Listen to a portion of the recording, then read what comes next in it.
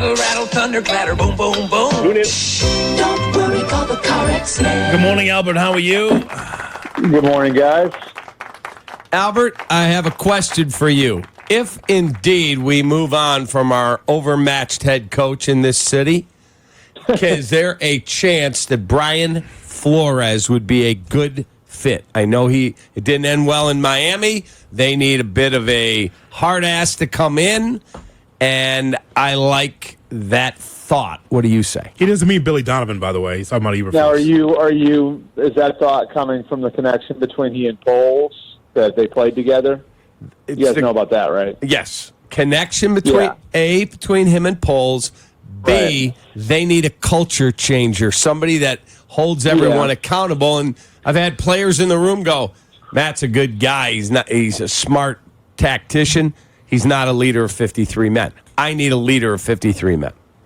Yeah, you won't find many bigger fans of Brian Flores than me. I think he's learned from his mistakes in Miami. I think he now has the experience. Like, he has the positive of having worked with Belichick, but now he's worked for Mike Tomlin and Kevin O'Connell, and he's going to be picky, about wherever his next stop is. I think the obvious question you got to ask is, what'd you do wrong in Miami with Tua, and how are you going to do it differently with Caleb? Mm-hmm. And what's your plan for the offensive side of the ball? So that's the obvious stuff, right? Like that, and I think you, me, the guy in the street, in Chicago today could ask that question, So, but I think he's a really, really high-level football coach, and I've felt that way forever. And I think whenever he gets his next opportunity, he's not going to rush into it either.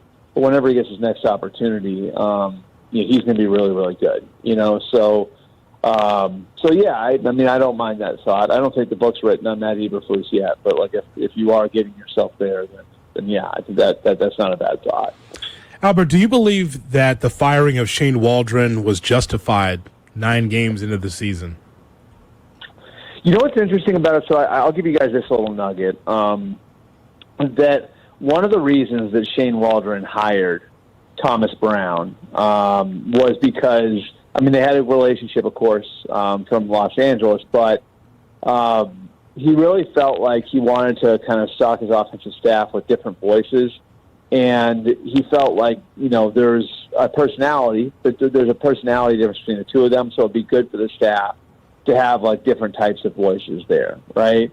And so, I think, ultimately where you get a little bounce now is from just that. Like, in essence, change sort of did you a favor in building the staff that way. So, when you did make the change, you could have a different type of voice, right? Like that Thomas Brown was going to be a different type of voice.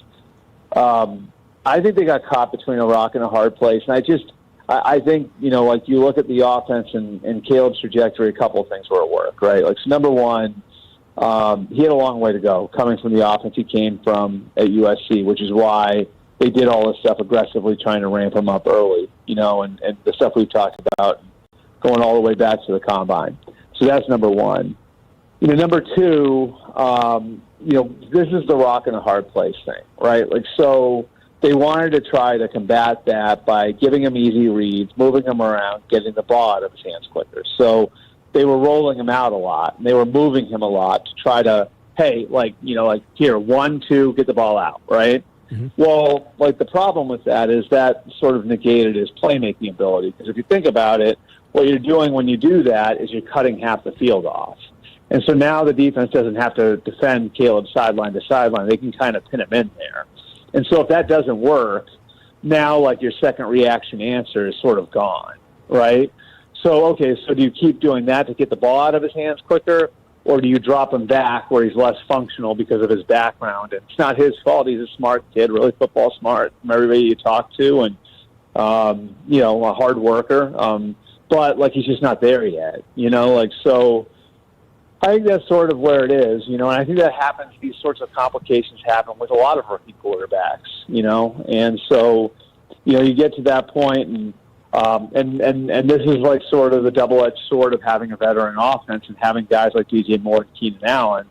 It's like now you drop Caleb back, and he's holding the ball because he's not seeing him fast enough. Well, now he takes 9 sacks, and who's that going to get pinned on? The offensive lineman. So the offensive linemen are going to be frustrated. You move them out and you roll them out. Now that's, makes it a little bit more difficult for the receivers to get open because they're not doing as much on their own. Who's that going to frustrate if it doesn't work? It's going to frustrate the receivers.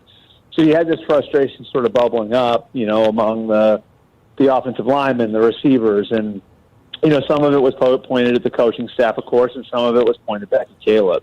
And I think that's the easiest way for me, and I know I'm a little long-winded here as always, but I think that's the easiest way to sort of explain how they wound up in this circumstance. And Caleb looked better this week. My question is it sustainable? You know what I mean? Like, are they going to have enough answers to kind of keep this going the way that it's gone? Within the offense, because it's not like you can all of a sudden, detonate the whole thing and put in the Lincoln Riley offense on the fly. Man, so you have this real deep question for Albert Breer that you've been wanting to bring up. A deep one, huh? A deep question. Yeah, can you fire Eberflus today? That's not the question. Here's the deep question. No. So the other day, they let 30 seconds run off the clock, and then they kick the field goal, and they don't make it, and the game ends, and they lose. And, right. All of us here are like, why would you not run another play? And then Sunday night, Harbaugh runs another play, and guess what? J.K. Dobbins basically hits his head on the boundary as he dove into the end zone for a game-winning touchdown. Do people in the league that you talk to look at the Bears and go, they got way more talent than they're showing, and that coach is a train wreck? Or do they laugh at us, or do they actually think the Bears should stay the course? No, I mean, I think, Matt Eberflus, for one, is respected in the league, and I think people feel like he's done a good job building the defense and have empathy for the situation that he and Ryan Poles walked into where, let's face it, the roster was leveraged to win now because you want the extra year with Matt Nagy and Ryan Pace, right? And it's not against those guys either, because those guys went to the playoffs 2 times in 4 years, which is more than the current group can say, right? But they had a lot of work to do in rebuilding the roster. There's no question about that. It's just, I think offensively, there's just been a lot of questions about whether or not the players are as good as they've been made out to be. Is Braxton Jones a viable left tackle answer for the next 10 years? Is Darnell Wright playing to his talent? Keenan Allen, how much does he have left? Now, we were all excited about Keenan Allen. You make the aggressive move to go and get him, but there's a reason why he was available for just a 4th-round pick. So I think some of those questions have come up too. Which is was the offensive coaching perfect thus far? No. But, there's also some circumstances that go into that. The offensive line hasn't been good. The receivers, I mean, even and I love DJ Moore as a player, but DJ Moore is a little bit like Deebo Samuel. You know what I mean? He is more of an offensive weapon than a pure receiver. He's a guy who's great with the ball in his hands, but is he going to get open, in man coverage? That's a little bit more difficult to hit for him because he's not, the route runner that some of the top guys are, so you just kind of look at the way this is all put together and what it looks like now.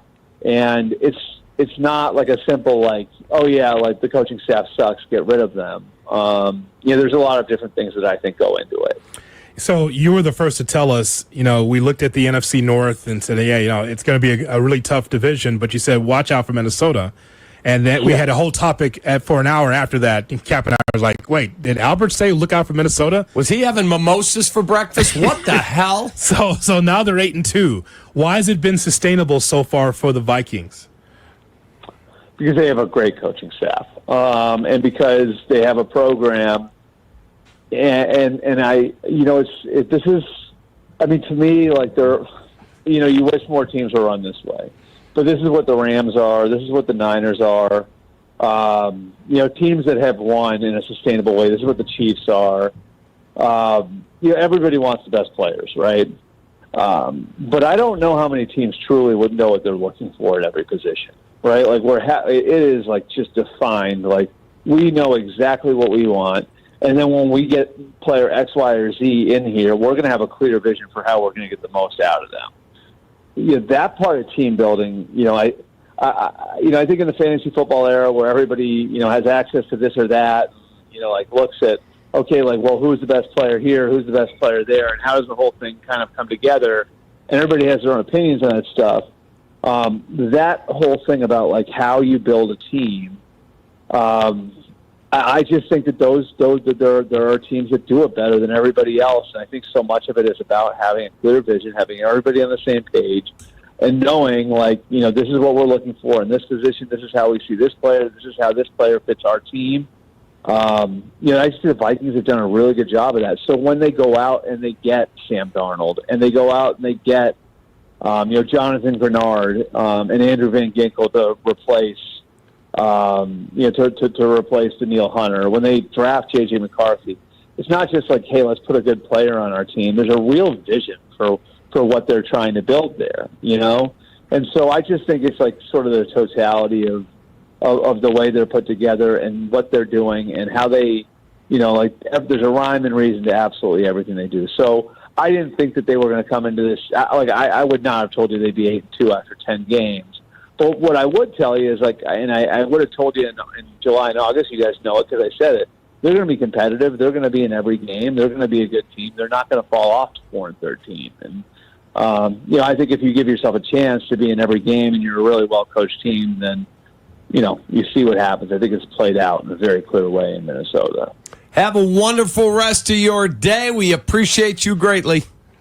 Thanks, guys. Appreciate it. See you, buddy. It is Albert Breer On the Car X Tire and Auto Hotline.